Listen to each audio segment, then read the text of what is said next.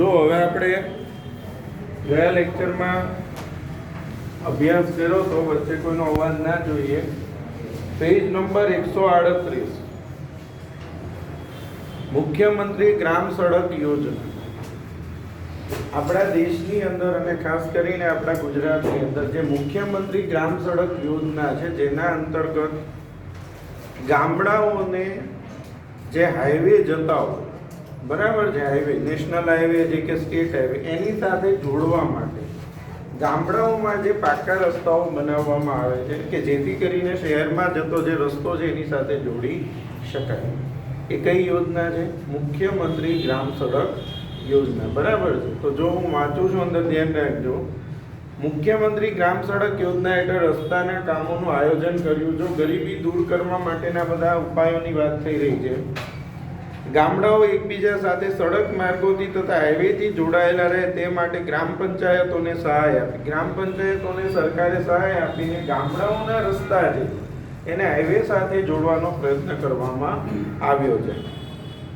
શૌચાલય બાંધવાના કાર્યો જેવા રોજગારલક્ષી કાર્યક્રમો અમલમાં છે. શૌચાલય આપણે બધા જાણીએ છીએ કે આપણા દેશની અંદર જે એક મોટો કાર્યક્રમ શરૂ કરવામાં આવ્યો, બરાબર છે, કે ભાઈ દરેક ઘરની અંદર શૌચાલય હોવું જોઈએ. બરાબર છે. અને એના અંતર્ગત પણ રોજગારી આપવાનો પ્રયત્ન કરવામાં આવે. કારણ કે આ બધી વસ્તુ બનાવવા માટે જરૂર કોની પડશે? માણસોની. એ મજૂરો કોણ છે? ગરીબો છે. આ રીતે ગરીબોને કામ મળશે તો એમની ગરીબી અને બેરોજગારી દૂર થશે. બરાબર. ત્યાર પછી મા અન્નપૂર્ણા યોજના. આ બહુ અગત્યની ટૂંકનોંધ છે, પરીક્ષામાં પૂછી શકાય તેવી. આ અને એની પછી જે આવશે મનરેગા. બે બહુ મહત્વના પ્રશ્નો છે. એમાં મા અન્નપૂર્ણા યોજના શું છે સમજીએ છીએ. તો આપણા ગુજરાતની અંદર આ યોજના જે શરૂ કરવામાં આવી છે, જેના અંતર્ગત ગરીબ કુટુંબોને રેશન કાર્ડ ઉપર, રાશન કાર્ડ આવે ને પેલું જેના ઉપર સરકાર દ્વારા મફતમાં અનાજ આપવામાં આવે છે. ઉદ્દેશ શું છે? જો કોઈ પણ માણસની પહેલી જરૂરિયાત કઈ છે? ખોરાકની. તો સરકાર તમને અનાજ આપી દે. ઘઉં અને ચોખા દરેકના ઘરમાં આજે જરૂર પડે, તો ઘઉં ચોખા સરકાર આપી દે. બરાબર. તો જે મુખ્ય ખર્ચો છે એ વ્યક્તિનો શું થઈ ગયો? ઓછો થઈ ગયો. તો એને બીજી બધી વસ્તુઓ પાછળ એ જે રૂપિયા કમાય છે એ વાપરી શકે અને ગરીબીમાંથી શું આવી શકે? બહાર. તો જો મા અન્નપૂર્ણા યોજના હેઠળ ગુજરાત સરકારે તમામ અંત્યોદય કુટુંબોને, અંત્યોદય, બરાબર છે, એટલે કે જે ગરીબી રેખા નીચે જીવતા કુટુંબો છે એવા અંત્યોદય કુટુંબોને અને ગરીબી રેખા નીચે જીવતા શહેર અને ગ્રામીણ વિસ્તારના લોકોને કુટુંબ દીઠ પ્રતિમાસ 35 કિલોગ્રામ અનાજ, એક કુટુંબ દીઠ 35 કિલોગ્રામ અનાજ મફતમાં વિતરણ કરવું તથા ગરીબ એવા મધ્યમ વર્ગના પરિવારોને સસ્તા દરે પ્રતિ માસ વ્યક્તિ દીઠ 5 કિગ્રા અનાજ, જેમાં ઘઉં 2 રૂપિયે પ્રતિ કિલો, ઘઉં 2 રૂપિયે કિલો અને ચોખા 3 રૂપિયે પ્રતિ કિલોના ભાવે, વાજબી ભાવની દુકાનો દ્વારા, સરકાર દ્વારા. એટલે જો 35 કિગ્રા અનાજ દર મહિને. ઘઉં કેટલા રૂપિયે કિલો? 2 રૂપિયે. અને બરાબર છે, ઘઉં 2 રૂપિયે કિલો ને ચોખા 3 રૂપિયે કિલો. તમે વિચારો કે 100 રૂપિયામાં તમારું આખા મહિનાનું 2 મહિનાનું અનાજ આવી જાય. મળે કોઈ જગ્યાએ 100 રૂપિયામાં અનાજ? ના મળે. કારણ કે આજે તમે ઘઉં લેવા જાઓ તો 1 કિલોના ઘઉંનો ભાવ છે 28 રૂપિયા. કેટલા રૂપિયા? 28. દર મહિને તમે 20 કિલો, કે આમાં જે લખ્યું છે એ પ્રમાણે આપણે 35 કિલોની વાત કરીએ તો 35 કિલો ઘઉં ચોખા તમે લેવા જાઓ એટલે તમારો ખર્ચો થાય 28 તરી 84, 28 5 140, 980 રૂપિયા. દર મહિને 1000 રૂપિયા થાય. એ માત્ર કેટલા રૂપિયામાં? 100 રૂપિયામાં કોણ આપે છે? સરકાર આપે. જેથી કરીને ગરીબોને આ ખર્ચો થાય નહીં. એટલે આ મહા અન્નપૂર્ણા યોજના છે, જેના અંતર્ગત 35 કિલોગ્રામ અનાજ આપવામાં આવે છે. દરેક અંત્યોદય કુટુંબોને, ગરીબી રેખા નીચે જીવતા કુટુંબોને 2 રૂપિયે કિલો ઘઉં અને 3 રૂપિયે કિલો ચોખા આપવામાં આવે છે. ગુજરાતમાં આવા 3.62 લાખ કુટુંબો, જો 3.62 કરોડ જનતાને આ યોજના હેઠળ આવરી લઈને અન્ન સુરક્ષા બક્ષી છે. જેથી એમને આવકનો મોટો ભાગ અનાજ પાછળ ખર્ચાતો બચશે, જે બચત થકી અન્ય વપરાશી વસ્તુઓ ખરીદીને ગરીબ વ્યક્તિના મુખ પર સ્મિત લાવીને જીવન સ્તરમાં સુધારો લાવવાનો યોજનાનો હેતુ છે. હવે જે યોજના છે સાંસદ આદર્શ ગ્રામ યોજના. હવે કદાચ તમને એ ખબર હશે કે આપણા દેશની અંદર સંસદ સભ્યો બરાબર છે દર જે 5 વર્ષ અત્યારે જે આપણા દેશના વડાપ્રધાન છે નરેન્દ્ર મોદી, તો એ જે છે એ સંસદ સભ્ય કહેવાય. એની દર 5 વર્ષે શું થાય? ચૂંટણી થાય. એવા દેશની અંદર 543 સાંસદો ચૂંટાય. કેટલા સાંસદો? 543. આ સેના સંસદો છે? લોકસભાના. અને રાજ્યસભામાં 250 સાંસદો. બરાબર છે. હવે આ જે સાંસદ આદર્શ ગ્રામ યોજના શું છે? અહીંયા ધ્યાન બેટા, દરેક સાંસદે એક ગામને દત્તક લેવાનું. દત્તક લેવાનું એટલે કે એક ગામ છે એની અંદર પાણી છે, શાળા છે કે રસ્તાઓ છે, એ બધાનું ડેવલપમેન્ટ કરવાનું. એવું ગામ લેવાનું જ્યાં સુવિધાઓ ઉપલબ્ધ નથી. એનો ઉદ્દેશ શું છે કે ભાઈ જેના દ્વારા નવા ગામડાઓ છે એનો વિકાસ થશે, જ્યાં ઇન્ટરનેટની સુવિધા આવશે, પાણીની સુવિધા આવશે, વીજળીની સુવિધા આવશે અને એ ગામડાઓ સમૃદ્ધ બનશે. તો આ સાંસદ આદર્શ ગ્રામ યોજના અંતર્ગત દેશની અંદર આ યોજના શરૂ કરવામાં આવી છે. આજે 2014માં નરેન્દ્ર મોદી ચૂંટાયા પછી આ યોજના એને શરૂ કરી કે જેથી દરેક સાંસદ એક ગ્રામની અંદર જો ધ્યાન આપે, એક સંસદ સભ્યએ કેટલું ગામ દત્તક લેવાનું હોય અને એને 5 વર્ષમાં એ ગામને આખું ડેવલપ કરવાનું. તો આવી રીતે 543 સંસદ સભ્યો અને પહેલા 250, બરાબર છે, ટોટલ 793. તો 793 800 ગામડાઓ છે એ ડેવલપ કરી શકાય. એટલે આ સાંસદ આદર્શ ગ્રામ યોજના છે. બરાબર છે. તો જો સાંસદ આદર્શ ગ્રામ યોજના હેઠળ સાંસદ દ્વારા મત વિસ્તારમાં દત્તક લીધેલ ગામમાં શિક્ષણ, આરોગ્ય, રોજગારીની સુવિધા વધારીને અદ્યતન સુવિધા સભર આદર્શ ગામની રચના દ્વારા સ્થળાંતર અટકાવવું, સાર્વજનિક કાયમી મિલકતો ઊભી કરવી, સારા જીવનની તકોનું નિર્માણ કરવું, ગ્રામોદ્ધાર, સાંસ્કૃતિક વારસાનું જતન, સામાજિક સમરસતાના કાર્યો દ્વારા રોજગારી ઊભી કરવાના પ્રયાસો કરવા, માનવ વિકાસમાં વધારો કરવા જેવા ઉમદા હેતુઓ રહેલા છે. એટલે આ કઈ યોજના છે? સાંસદ આદર્શ ગ્રામ યોજના. ગામમાં શિક્ષણ છે, આરોગ્ય છે, સારી સુવિધાઓ ઊભી કરવી અને ગામડાના લોકોનું જે જીવન છે સમૃદ્ધ બને, ગામના લોકો ગરીબીમાંથી બહાર આવે એ પ્રયત્ન કરવામાં આવે છે. ત્યાર પછી મહાત્મા ગાંધી રાષ્ટ્રીય ગ્રામીણ રોજગાર બાંયધરી ધારો, મનરેગા. મેં તમને હમણાં જ કીધું, મહત્વની આ ટૂંકનોંધ છે. મહાત્મા ગાંધી રાષ્ટ્રીય ગ્રામીણ રોજગાર બાંયધરી યોજના. હવે આ કેવી યોજના છે સમજો. અહીંયા છે મનરેગા યોજનાનો ઉદ્દેશ શું છે? તો કે ગ્રામીણ વિસ્તારમાં રહેતા હોય, ગરીબી રેખા નીચે જીવન ગુજારતા હોય એવા કુટુંબના એક સભ્યને વર્ષમાં ઓછામાં ઓછા 100 દિવસની રોજગારી આપવાની. કેટલા દિવસની રોજગારી? 100 દિવસ.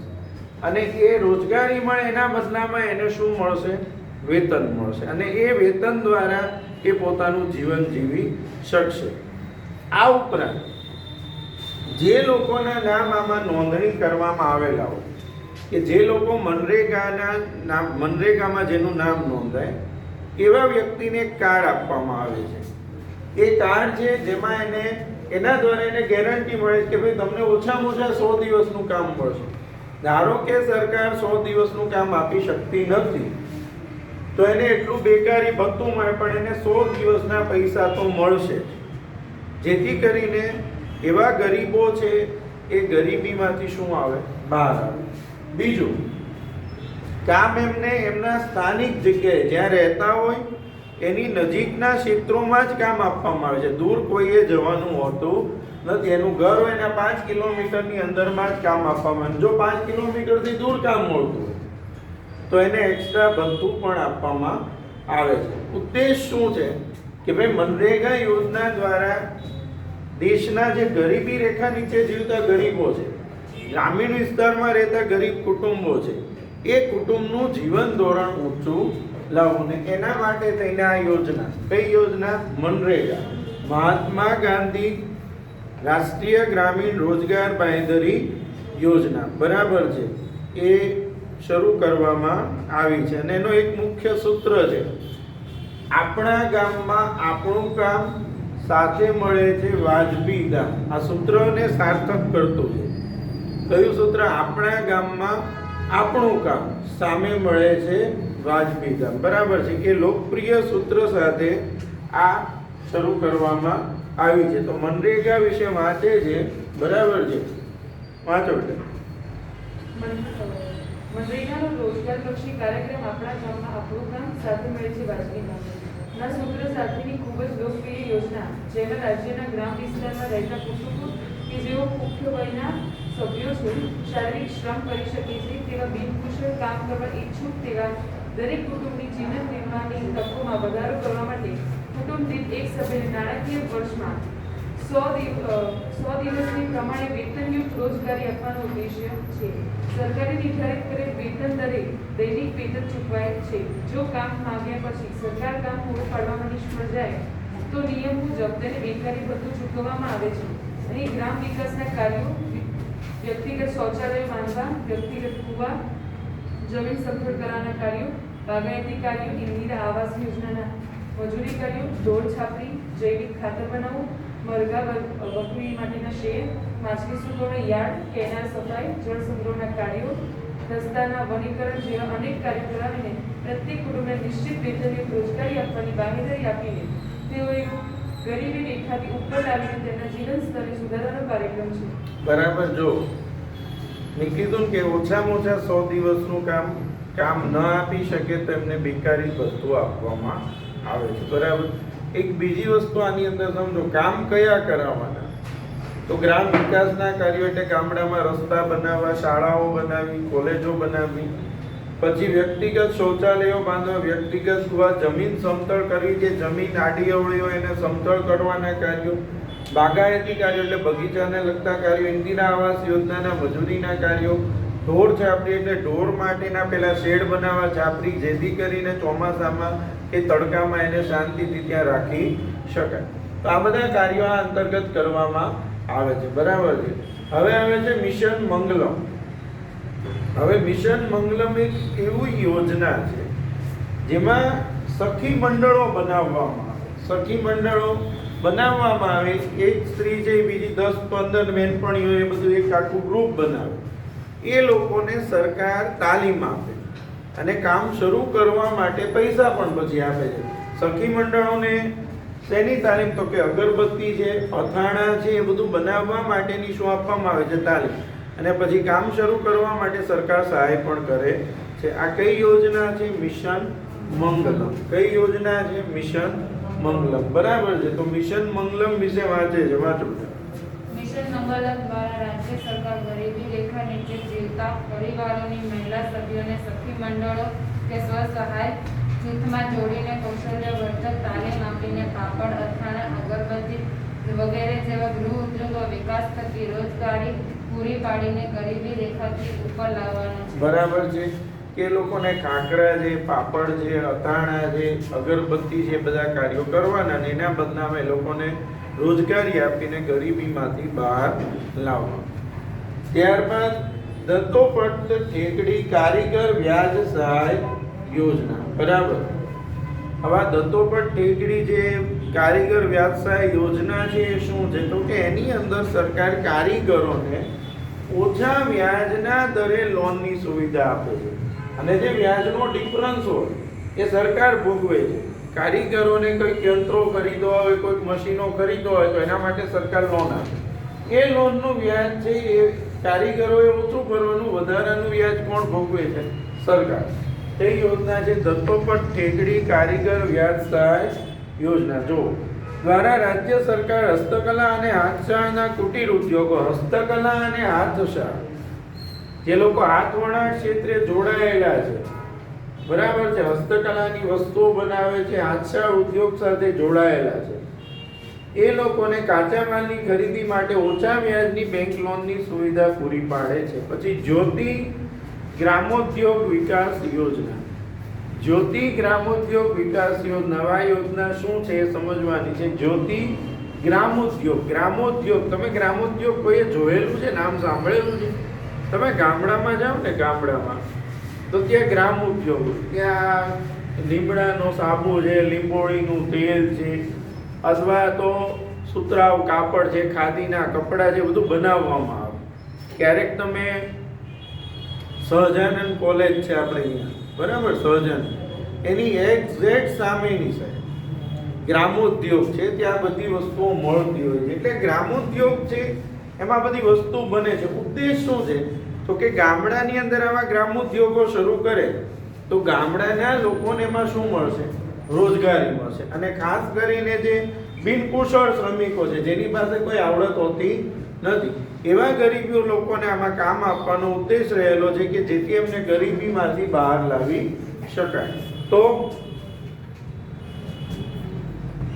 જ્યોતિ ગ્રામોદ્યોગ વિકાસ યોજનામાં ગ્રામીણ વિસ્તારમાં આવક અને ઉદ્યોગ સાહસિકતા માટે બેરોજગારોને ગ્રામ્ય વિસ્તારમાં ઉદ્યોગ સ્થાપવા માટે ગામડામાં ઉદ્યોગ શરૂ કરવો હોય તો સરકાર પ્લાન્ટ, યંત્ર સામગ્રી, વીજળી, જમીન વગેરે માટે આર્થિક સહાય. તમારે આવો ગામડામાં ઉદ્યોગ શરૂ કરવો છે તો તમને બધી જ વસ્તુમાં સરકાર સહાય કરશે. કઈ કઈ વસ્તુમાં? પ્લાન્ટ ખરીદવામાં, યંત્ર સામગ્રી ખરીદવામાં, વીજળીમાં, જમીનમાં. જમીન એ સસ્તા ભાવે સરકાર આપે. તમારો ઉદ્દેશ ગામડામાં ઉદ્યોગ શરૂ કરવાનો હોવો જોઈએ તો તમને બધી જ સહાય કોણ આપશે? સરકાર આપશે. કારણ કે ગામડામાં જલ્દી ઉદ્યોગો સ્થપાતા નથી. ગામડામાં જો ઉદ્યોગ સ્થપાય તો ગામડાના લોકોને આવક મળશે, એમની આવકમાં વધારો થશે, એમને રોજગારી મળશે, એમનું જીવન ધોરણ ઊંચું જશે. બરાબર છે? એટલે જો બેરોજગારોને ગ્રામ્ય વિસ્તારમાં ઉદ્યોગ સ્થાપવા માટે પ્લાન્ટ, યંત્ર સામગ્રી, વીજળી, જમીન માટે આર્થિક સહાય, સબસિડી પૂરી પાડી સ્વરોજગારીની તકો ઊભો કરવાનો હેતુ છે. સ્ટાર્ટઅપ ઇન્ડિયામાં નવા આઈડિયા સાથે આજે એક નવો કાર્યક્રમ જે ભારત સરકારે શરૂ કર્યો, સ્ટાર્ટઅપ ઇન્ડિયા, સ્કિલ ઇન્ડિયા, બરાબર છે. આના અંતર્ગત તમે કોઈ નવો ઉદ્યોગ શરૂ કરવા માંગો છો, તમે તમારો પ્રોજેક્ટ સરકારને બતાવો ને એમને પ્રોજેક્ટ સારો લાગે તો તમને ઉદ્યોગ ધંધો શરૂ કરવા તમને તમામ સહાય સરકાર આપે. ઉદ્દેશ શું છે? કે નવા યુવાનો છે, નવા ઉદ્યોગ સાહસિકો બને, નવા ઉદ્યોગો સ્થાપે ને બીજા લોકોને રોજગારી આપે.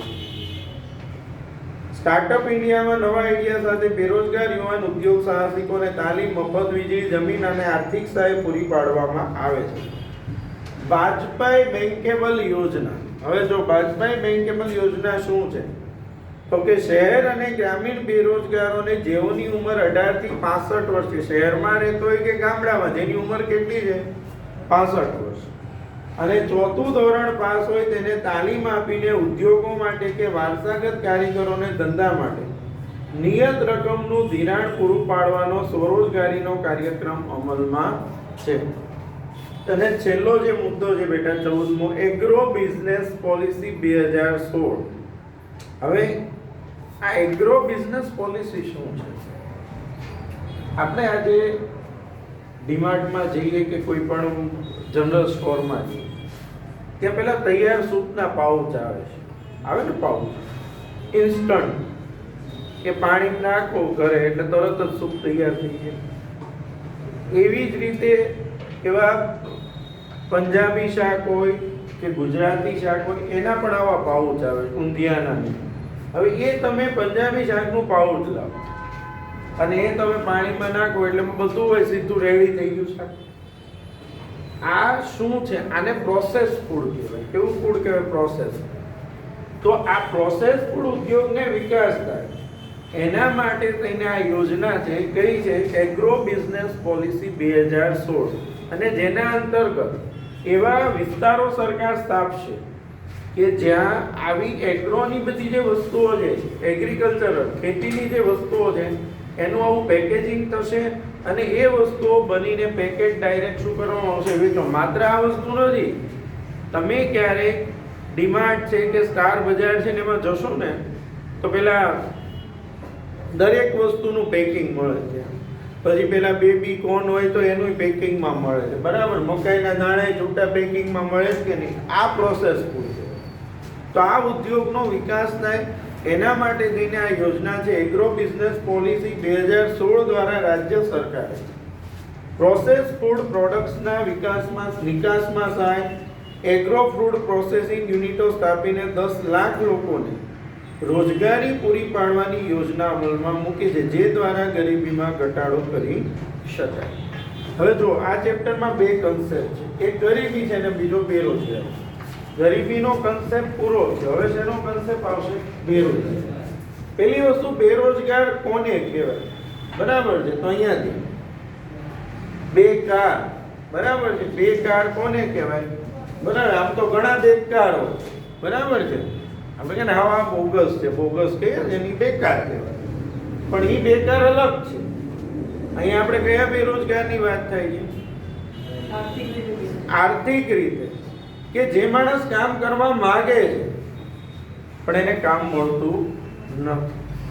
તો હું તમને બેકાર કોને કહેવાય, બેરોજગાર કોને કહેવાય એની વ્યાખ્યા સમજાવું. અહીંયા છે, જે વ્યક્તિ બજારના વેતન દરે કામ કરવા તૈયાર હોય, બજારના વેતન દરે કામ કરવા તૈયાર હોય એટલે બજારમાં જે ભાવ ચાલતો હોય એ ભાવે કામ કરવા તૈયાર હોય, કામની શોધમાં હોય. બરાબર છે, જે વ્યક્તિ બજારના વેતન દરે કામ કરવા તૈયાર હોય, કામ કરવાની ઈચ્છા, શક્તિ અને તૈયારી હોય, કામ કરવાની ઈચ્છા હોય, શક્તિ હોય, તૈયારી હોય, બજારના વેતન દરે કામ કરવા તૈયાર હોય, કામની શોધમાં હોય પણ કામ મેળવી શકતો ન હોય. એટલે વ્યક્તિ બજારના વેતન દરે કામ કરવા તૈયાર છે, કામની શોધમાં છે, પણ એને કામ મળતું નથી, તો એને શું કહેવાય? બેરોજગાર કહેવામાં આવે છે. અને આવી સામૂહિક સ્થિતિને બેરોજગારીની સ્થિતિથી ઓળખવામાં આવે છે. ખ્યાલ આવી ગયો? જે વ્યક્તિ કામ કરવાની ઈચ્છા, શક્તિ, આવડત, લાયકાત, તત્પરતા ધરાવતો હોય, બજારના વેતન દરે કામ કરવા તૈયાર હોય, કામની શોધમાં હોય પણ કામ મેળવી શકતો ન હોય, તો આને શું કહેવાય? બેરોજગારી કે બેકારી કહેવામાં આવે છે. અને અનૈચ્છિક બેરોજગારી કે અનૈચ્છિક, ઈચ્છા વિરુદ્ધ. એને તો કામ કરવું જ છે પણ એને કામ મળતું નથી, એટલે એ શું છે? બેરોજગાર છે, અનૈચ્છિક બેરોજગાર છે. તો સ્વેચ્છાએ બેરોજગાર કોને કહેવાય એ સમજાય.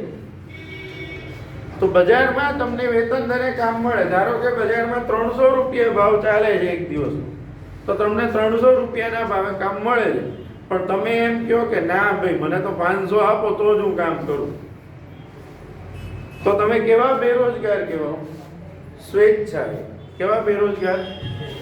કારણ કે તમને જે ભાવ છે એ પ્રમાણે તો કામ મળે જ છે, પણ તમે વધુ વેતન દરની કામ માગણી કરી એટલે તમને કામ મળતું નથી. તો આ કેવો બેરોજગાર કહેવાય? સ્વેચ્છાએ બેરોજગાર. ખ્યાલ આવી ગયો? પહેલી જે વાત કરીએ બેરોજગાર અનૈચ્છિકની કરી, કોને કહેવાય? જો પરિવાર સમજો, જે વ્યક્તિ કામ કરવાની ઈચ્છા, શક્તિ, આવડત, લાયકાત, તત્પરતા ધરાવતો હોય, બજારના વેતન દરે કામ કરવા તૈયાર હોય, કામની શોધમાં હોય પણ કામ મેળવી શકતો ન હોય, તો તેને બેરોજગાર ગણવામાં આવે છે. અને આવી સામૂહિક સ્થિતિને બેરોજગારીની સ્થિતિથી ઓળખવામાં આવે છે. સ્વેચ્છાએ બેરોજગાર કોને કહેવાય? તો જે વ્યક્તિ બજારના પ્રવર્તમાન વેતન દર કરતાં વધુ વેતનની માંગ કરે, પરિણામે એને જો કામ ન મળે તો એને કેવો બેરોજગાર કહેવાય? સ્વેચ્છાએ બેરોજગાર ગણવામાં આવે છે. સમજાઈ ગયું બધાને બેરોજગાર કોને કહેવાય? બરાબર છે. તો જો ચોપડીની અંદર પેજ નંબર 139 ઉપર વાંચે છે. ચલો બેટા વાંચો. કરશે ને અવાજ મોટો? બોલો.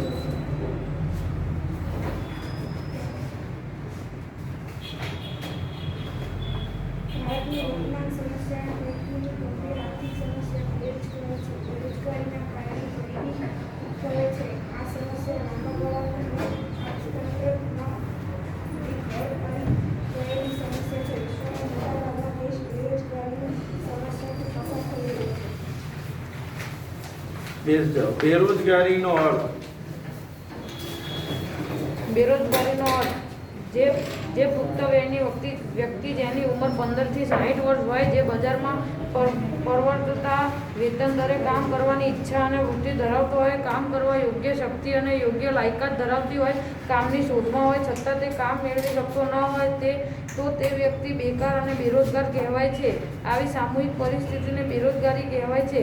આવી બેકારી ફરજિયાતપણે તે ભોગવે છે અને વિરુદ્ધની કે અનૈચ્છિક બેકારી કહે છે. જો કોઈ વ્યક્તિ પ્રવર્તમાન બજારના વેતન દર કરતાં વધુ વેતન માંગે 15 થી 60 વર્ષ વચ્ચેની વય જૂથમાં જેનો સમાવેશ ન થતો હોય, અપંગ, અશક્ત, રોગિષ્ટ કે વૃદ્ધ, આળસુ, ગૃહિણી હોય, જેઓ શક્તિ હોવા છતાં કામ કરવાની વૃત્તિ કે તૈયારી ધરાવતા ન હોય એવી વ્યક્તિઓ બેરોજગાર ગણાય છે. નહીં, બેરોજગાર ગણાય. જો જે વ્યક્તિની ઉંમર 15 થી 60 વર્ષની હોય, જે વ્યક્તિ પ્રવર્તમાન વેતન દરે કામ કરવાની ઈચ્છા, શક્તિ, આવડત, લાયકાત ધરાવતો હોય, કામની શોધમાં હોય, વેતન દરે કામ કરવા તૈયાર હોય પણ કામ મેળવી શકતા ન હોય, તો તેને શું કહેવાય છે? બેરોજગાર. તો બેરોજગાર કોને ન કહેવાય? તો જેની ઉંમર 15 થી 60 વર્ષની ના હોય, જે પ્રવર્તમાન વેતન દર કરતાં વધુ વેતનની માંગ કરે. કોઈ વ્યક્તિ આળસુ છે, કોઈ વ્યક્તિ રોગિષ્ટ છે, કોઈ વૃદ્ધ છે, કોઈ અશક્ત છે. આળસુ ગૃહિણી, ભાઈ સાથે નહીં વાંચવાનું, ખરાબ લાગે, બરાબર? આળસુ ગૃહિણી, છૂટું વાંચવાનું, બરાબર છે? એ તો ખરાબ લાગે એમ. તે ગૃહિણી અને પાછી આળસુ હોય નહીં કોઈ દિવસ. હોય હાઉસવાઈફ હોય, ગૃહિણી હોય, કોઈ આળસુ હોય. તમે ઘરે જાઓ તો ઘરે જમવાનું રેડી હોય કે ના હોય? તો મમ્મી જે ગૃહિણીમાં આવે તો એ આળસુ ના હોય છે. એટલે આળસુ લોકો, ગૃહિણી, જે આ બધા લોકોનો સમાવેશ બેરોજગારમાં થતો નથી, કારણ કે તેઓ કામની શોધમાં હોતા નથી. બરાબર છે? હવે બેરોજગારીના મુખ્ય સ્વરૂપો છે તેનો અભ્યાસ આપણે આવતા લેક્ચરમાં કરીશું. બરાબર છે?